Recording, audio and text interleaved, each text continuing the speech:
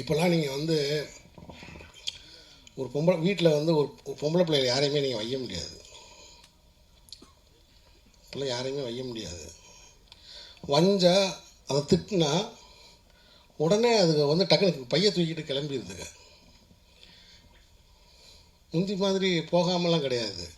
டக்குன்னு உடனே பைய தூக்கிக்கிட்டு கிளம்பிடுங்க. என்னடா காரணம்னா வேற ஒன்றும் இல்லை, அதுக்கு எல்லாத்துக்குமே பஸ்ஸு வந்து ஃப்ரீ. நம்ம விரட்டி போய் பின்னாடி போய் ஏறணும்னு வச்சுங்களேன், நம்மகிட்ட டிக்கெட் கேட்குறாங்க. நீங்கள் பார்த்தீங்கன்னா சென்னை மட்டும் கிடையாது, தமிழ்நாடு ஃபுல்லாக வந்து பெண்கள் வந்து இப்போ நல்லா ஜாலியாக அவங்க நினச்ச இடத்துக்கு போகிறாங்க, கோயிலுக்கு போகிறாங்க, குளத்துக்கு போகிறாங்க, வேலைக்கு போகிறாங்க, நல்லா ஃப்ரீ. யாருமே திட்ட முடியலை. உண்மையை சொல்லப்போனால் ஆண்கள் தான் வந்து அடிமையாக இருக்காங்க. இதுக்கு காரணம் யாருன்னா அது வேறு யாரும் இல்லை, நம்முடைய மாண்புமிகு முதல்வர் ஸ்டாலின் அவர்கள் தான். அவர் தான் இருக்கிறவங்கள பூராத்தையும் வந்து பெண்களுக்கு பூரா இலவச பஸ்ஸை கொடுத்து விட்டாப்புல.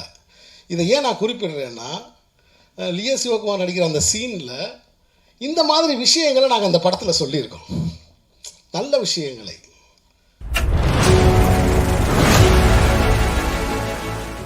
எனக்கு முன்னாடி இருக்கிற எனக்குரிய எல்லோருமே ஆரம்ப நாட்கள்லேருந்து இப்போ வரைக்கும் இப்போ அந்த 15 வருஷமாக என் கூட பயணிச்சுக்கிட்டு இருக்கீங்க.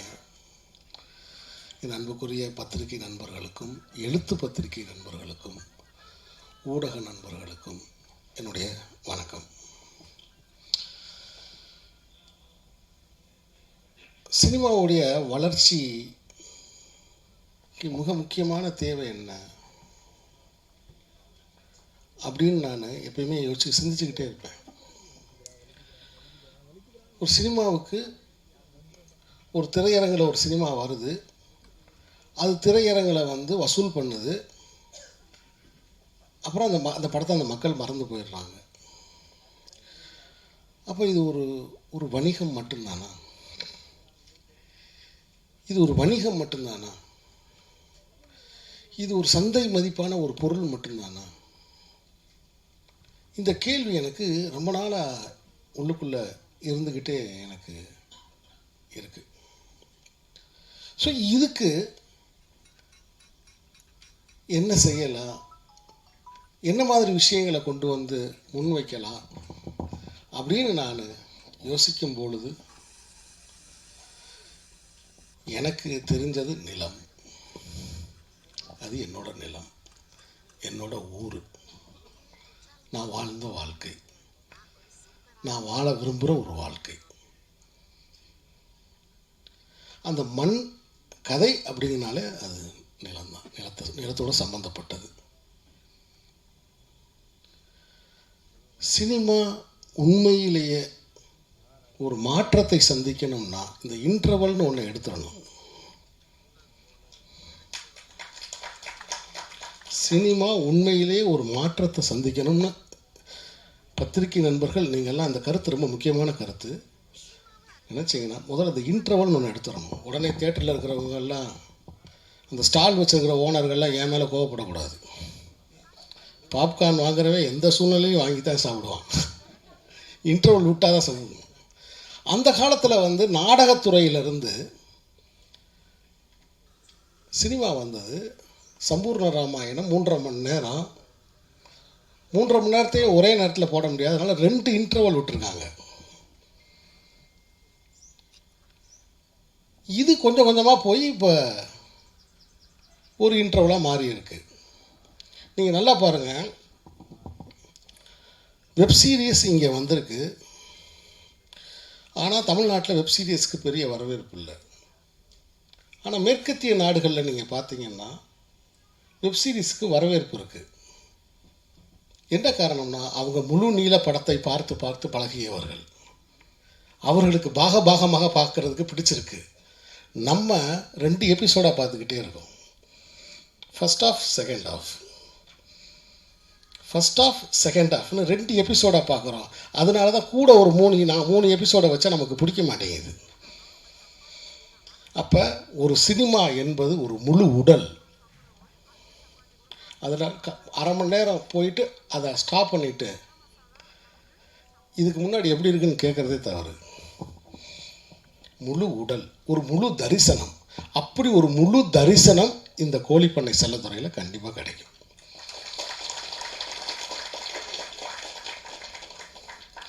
நண்பர்களே, நான் கொஞ்சம் ஒரு 5 நிமிஷம் அதிகமாக பேசினாலும் சில கருத்துக்களை நான் உங்களோடு பகிர்ந்து கொள்ள வேண்டும் என்று நான் ஆசைப்படுகிறேன். இந்த கோழிப்பண்ணை செல்லத்துறை என்கிற இந்த படம் எனக்கும் இப்போ 50 வயசு ஆயிடுச்சு. நானும் 2 பெண் குழந்தைகளுக்கு தகப்பன். ஆனால் நான் இதுவரைக்கும் டாக்டர் அருளானந்து போல ஒரு தந்தையை பார்க்கவே இல்லை.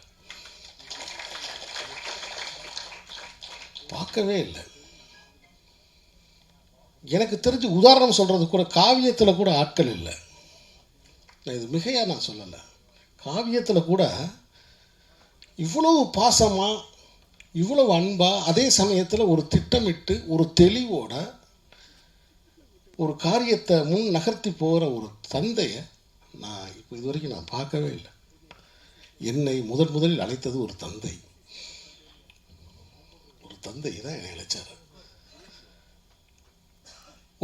என்னுடைய நண்பர் ஒரு இயக்குனர் மூலமாக ஒரு தந்தை என்னை அழைத்தார்.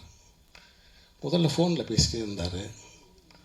நான் சொன்னேன், என்னோடய பையனை ஹீரோவாக்கணும் அப்படின்னு சொன்னார்.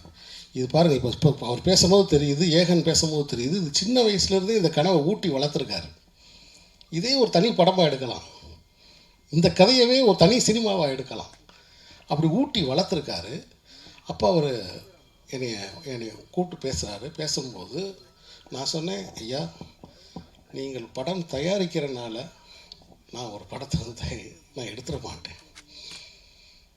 என்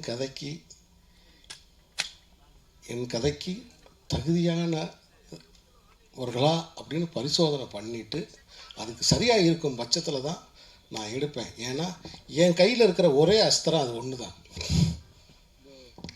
ஆர்டிஸ்டில் காம்ப்ரமைஸ் பண்ணுறது கிடையாது.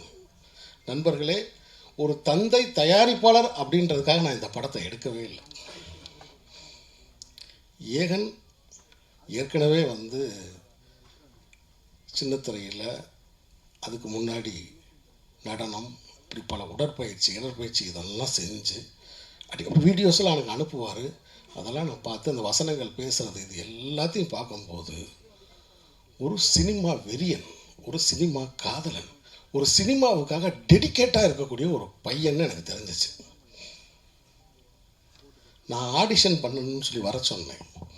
ஆனால் ஏகனை நான் ஆடிஷன் பண்ணலை. வரும்போதே கவனித்தேன், உட்காந்து பேசும்போது கவனித்தேன், பேசும்போது கண்ணை கவனித்தேன். போயிட்டு வா தம்பின்னு சொல்லிட்டேன். ஏன்னா இந்த இளைஞன் ஒரு சிறந்த நடிகனாக வர்றதுக்கு வாய்ப்பு இருக்குது அப்படிங்கிறத நான் புரிஞ்சுக்கிட்டேன். சிறந்த நடிப்பு அப்படின்னா என்ன? நான் நடிப்பு சொல்லி கொடுக்குற வாத்தியார் கிடையாது. நடிப்பை வாங்குகிற வாத்தியார். நல்லா புரிஞ்சுக்கோங்க. நான் நடித்து காமிச்சு அவங்க நடிகன்னு சொல்கிற நடிப்பு சொல்லி கொடுக்குற வாத்தியார் கிடையாது. அப்படி யாருமே செய்ய முடியாது. இப்போ இளையராஜா ஒரு பாட்டு ரெக்கார்ட் பண்ணணும்னு நினைக்கிறாரு. வயலினே வாசிக்க தெரியாத ஒருத்தரை கூப்பிட்டு, இசைஞானி இளையராஜா வயலினே வாசிக்க தெரியாத ஒருத்தரை கூப்பிட்டு இந்த பாட்டுக்கு ரெக்கார்ட் பண்ணணும்னு ட்ரை பண்ணார்னா அந்த பாட்டை செய்ய முடியுமா? அவருக்கு வயலின் வாசிக்கிறது எப்படின்னு கற்றுக் கொடுத்து அதுக்கப்புறம் ஒரு சாங்கை ரெக்கார்ட் பண்ணணும்னு நினச்சாருன்னு வச்சுக்கோங்க, முடியுமா? மிகச்சிறந்த வயலின் வித்வான்களை அவர் அழைக்கிறார், மிகச்சிறந்த ராகங்களை அவர் வாங்கிக்கிறார். இதுதான் பாயிண்ட்டு. அப்படி ஏகன் என்னிடம் வரும்போது முழு தகுதியோடு வந்த ஒரு இளைஞர். என்னுடைய வேலை என்னென்னா ரொம்ப சிம்பிளான வேலை தான். முதல்ல செட்டில் யாரையும் பதற வைக்க மாட்டேன். யாரையுமே நான் பதற வைக்க மாட்டேன். ரொம்ப கூலாக இருப்பேன். எனக்கு டென்ஷன் இருந்தாலும் அதை குறிப்பாக நடிகர்கள் மீது நான் காட்ட மாட்டேன். ஏகனை நான் திட்டினதே இல்லைன்னு நினைக்கிறேன். ஒரு நாள் கூட நான் திட்டினதில்லை. அதே மாதிரி யாரையுமே நான் திட்டவே மாட்டேன்.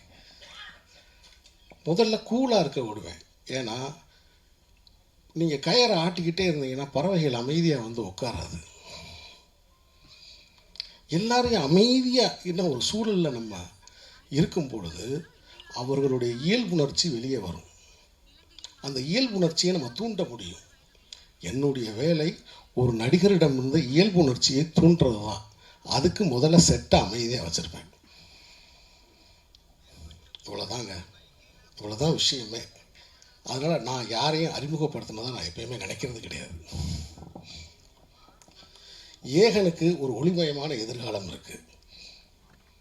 அதற்கு ஒரு முக்கியமான காரணம் ஒரு தந்தை என்றாலும் ஏகன் நன்றாக வர வேண்டும் என்று அவருக்கு பின்னால் இருந்த அவருடைய தாயார் தினமும் பிரார்த்தனை செய்து கொண்டே இருக்கிறார். வேண்டாத தெய்வங்கள் இல்லை, அதை வேண்டிக் கொண்டே இருக்கிறார். என்கிட்ட வந்து அந்த ஷூட்டிங் ஸ்பாட்டை விட்டு போகும்போது உங்கள்கிட்ட ஒப்படைச்சிட்டு போகிறேன்னாரு அப்படின்னு சொன்னாங்க. கரெக்டாக 4வது நாள் ஏகனுக்கு கை பிசகிருச்சு ஒரு இதை எடுத்து அடிக்கும்போது. நான் ரொம்ப வருத்தப்பட்டேன் கடைசி வரைக்கும். ஐயோ, நம்ம எப்பயுமே பரிசோதனை பண்ணி பார்க்காம நம்ம எதையுமே செய்ய விட மாட்டோமே, இதை விட்டோமே அப்படின்னு நினச்சேன். ஸோ அப்படி மேத்யூ பற்றி சொல்லணும்னா, இந்த 2 பேருக்குமே சினிமா நல்லா தெரியும். 2 பேருக்கு நல்லா சினிமா தெரிஞ்சால் ஒரு சினிமா தெரிஞ்ச இயக்குனர் நடுவில் எவ்வளோ தவிப்போட நிற்பான்னு மட்டும் பாருங்கள். நான் சொல்கிறது உங்களுக்கு புரியுதா? அந்த நேரத்துலலாம் என்னை காப்பாற்றின பெருமான் அவர் தான். ஸோ ரொம்ப அற்புதமான பிள்ளை. நான் பார்த்து ரொம்ப வியந்துட்டேன். இந்த வயசில் இவ்வளவு பொறுப்புணர்ச்சி, இவ்வளவு கடமை உணர்ச்சி, ஒரு பிளான் ஒன்றும் இல்லைங்க. ஒரு நாள் ஏதோ ஒரு 1 ஏக்கர் நிலம்னு சொன்னேன். அது எத்தனை ஃப்ளாட்டுன்னு சொன்னாப்புல. நான் அப்படியே அரண்டேன். என்னடா ஒரு ஏக்கர் இடம்னு ஏதோ சொன்னேன். ஒரு ஏக்கர் 20 சென்ட் தம்பி அப்படின்னேன். அப்படியா சார்? அப்படின்னா அது இத்தனை ஃப்ளாட்டு சார் அப்படின்னாப்புல. ஸோ அந்தளவுக்கு அறிவு நுட்பம் எல்லாமே அவங்க தந்தை வந்து அந்த அளவுக்கு பிள்ளைகளை பிறருக்கு முன்னுதாரணமாக அவர் இருக்கார். இந்த நல்ல சந்தர்ப்பத்தில் நான் நிறைய எல்லா கலைஞர்களை பற்றி சக்தியா பற்றி, சத்யா தேவி. நான் சத்யா தேவி இதுக்கு முன்னாடி நடித்த அந்த ஆடியோ லான்ச்சில் நான் பார்த்துருக்கேன், பட் எனக்கு ஞாபகம் இல்லை. நான் அந்த இன்ஸ்டாகிராம் பார்த்தேன். அந்த இன்ஸ்டாகிராமில் அபிநயம் பிடிச்சா ஒரு பொண்ணு ஆடிட்டே இருந்துச்சு. யாரா அது? கருப்பாக இருக்கிற கேர் விஷயம் தான் இருக்குது, கூப்பிடுங்கடா அப்படின்னு சொன்னேன். அதுக்கப்புறம் சங்கர் தம்பி தான் கூப்பிட்டு வந்தாப்புல. அப்படி தான் இருந்துச்சு. அதே மாதிரி எனக்கு வந்து என்னென்னா, நம்ம அந்த ஊரோட மனத்தோடு இருக்கணும். ஏன்னா நான் வந்து என்னென்னா, நிறைய படங்களில் கொண்டு போய் பெயிண்ட் அடித்து பிள்ளைகளை பூரா கலரை டல் பண்ணி வெயிலில் அலைய விட்டு ரொம்ப கஷ்டப்படுத்தியிருக்கோன்றத இயல்பாகவே அழகாக வரணும் அப்படின்றதுக்காண்டி அப்படி நாங்கள் வந்து இந்த படத்தில் நான் செலக்ட் பண்ணேன். அதே மாதிரி குட்டி புலி, தினேஷ் ரொம்ப சிறப்பான நடிப்பு, நீங்கள் சிறப்பான நடிப்பு. அப்புறம் அப்படி நிறையா பேர், நவீன், உமா மேடம், இப்படி பவா செல்லத்துறை இந்த படத்தில் ரொம்ப சிறப்பாக நடிச்சிருக்காரு. லியோ சிவகுமார், அப்படி நிறைய நடிகர்கள் இந்த படத்தில் தன்னோட பங்களிப்பை கொடுத்துருக்காங்க. குறிப்பிட்ட நேரத்தில், குறிப்பிட்ட காலத்தில் இந்த படம் பதியப்பட்டுருச்சு. இந்த கோழிப்பண்ணை செல்லைத்துறை அப்படிங்கிற படம் முக்கியமான ஒரு விஷயத்தை சொல்லுது. வாழ்க்கை என்னை கைவிட்டுருச்சு, இந்த வாழ்க்கை இல்லை, நான் தோற்று போயிட்டேன், இந்த வாழ்க்கையில் எனக்கு யாருமே இல்லை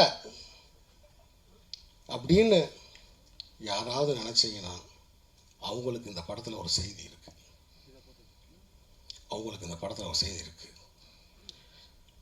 இந்த பிரபஞ்சம் எந்த ஒரு தனி மனிதனையும் கைவிடுவதில்லை.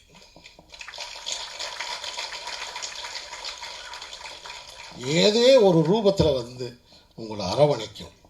யோகி பாபு, அருமை நண்பர் யோகி பாபு சார் வந்து என்கிட்ட கதையே கேட்காம என்னை நம்பி வந்து குறிப்பிட்ட நாட்களில் அழகாக நடிச்சுட்டு அந்த பெரியசாமி அப்படிங்கிற கதாபாத்திரம் ஏகனுடைய பெரியப்பாவா மிகச்சிறப்பாக நடிச்சிருக்காங்க. இவங்க 2 பேர் காம்பினேஷன்ஸில் ஒரு சீன் இருக்குது. 2 பேர் காம்பினேஷனில் ஒரு கொஞ்சம் சைலண்ட்டாக, அதே சமயத்தில் ரொம்ப உணர்ச்சியாக பேசக்கூடிய ஒரு காட்சி இருக்குது. ரொம்ப பிரமாதமாக அதில் ஏகனோட பெர்ஃபார்மன்ஸ் ரொம்ப பிரமாதமான பெர்ஃபார்மன்ஸ். நீங்களாம் பார்த்து ஆச்சரியப்பட போகிறீங்க. இது புது நடிகனா, புது ஹீரோவா அப்படின்னு நீங்களாம் ஆச்சரியப்படுவீங்க. அப்படி சர்வதேச விருதுகளும் தேசிய விருதுகளும் ஏகனுக்கு காத்துக்கிட்டு இருக்கு. படத்தில் இருக்கக்கூடிய எல்லா நடிகர்களும் இயல்பாக நடிக்கலைன்னா அந்த படம் வந்து இன்றைக்கி ஆக்லாண்டில் வந்து அமெரிக்காவில் அது செலக்ட் ஆகிருக்காது. 18ஆம் தேதி அந்த படம் அங்கே திரையிடுறாங்க. ஸோ அந்த படம் எடுத்த உடனே அமெரிக்காவில் திரையிடப்படுது. அதுமாதிரி அண்ணன் பிரபாகர், எனக்கு வந்து எழுத்தாளர் பிரபாகர் அவர்கள் இயக்குனர், இந்த கதையை நான் வந்து உருவாக்கிய பிறகு அண்ணன்ட்ட சொல்லும்போது எனக்கு அழகான ஒரு ஃபஸ்ட்டு டிராஃப்ட் ஒன்று எனக்கு ரெடி பண்ணி எழுதி கொடுத்தாங்க.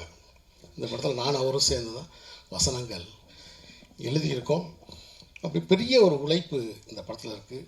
இந்த விழாவுக்கு வந்து சிறப்பித்த மக்கள் செல்வன் விஜய் சேதுபதிக்கு என்னுடைய நன்றி.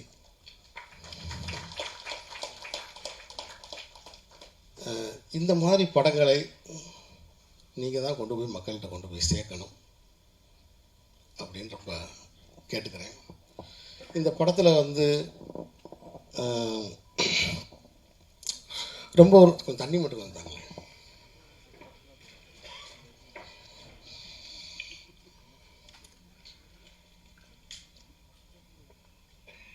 இப்போலாம் நீங்கள் வந்து